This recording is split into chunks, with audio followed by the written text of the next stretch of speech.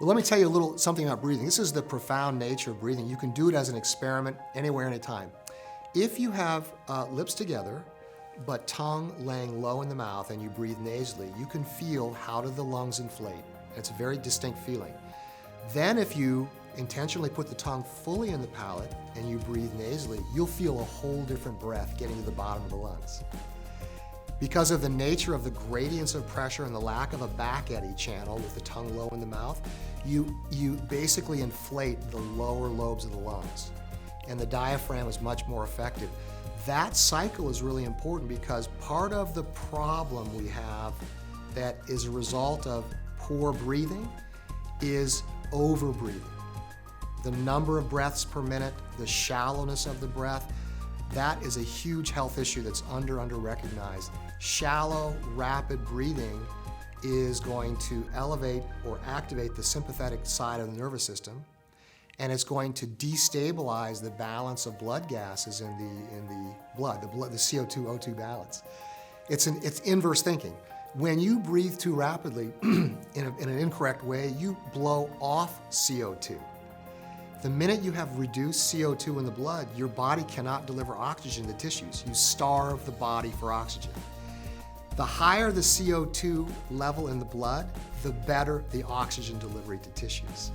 It's called the Bohr effect, very well understood in pulmonology and respiratory physiology. And so this is the effect of when you hyperventilate, right? You breathe into a bag, you're blowing off CO2, all of a sudden you get dizzy. Why? Because the brain is the most sensitive organ to oxygen.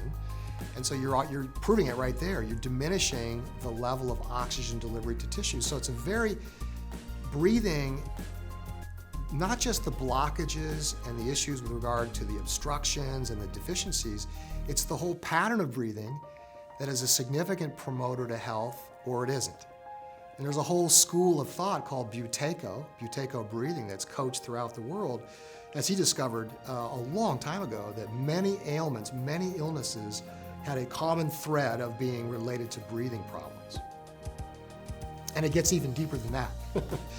There's a very well-reasoned, very well long-standing alternative theory to most chronic diseases, including cancer, which synopsis is that hypoxic states in the body, low oxygen states, challenge the mitochondria that are the energy producers for your body. If your mitochondria turned off, you would die instantly. There's trillions of them, and they power your entire body.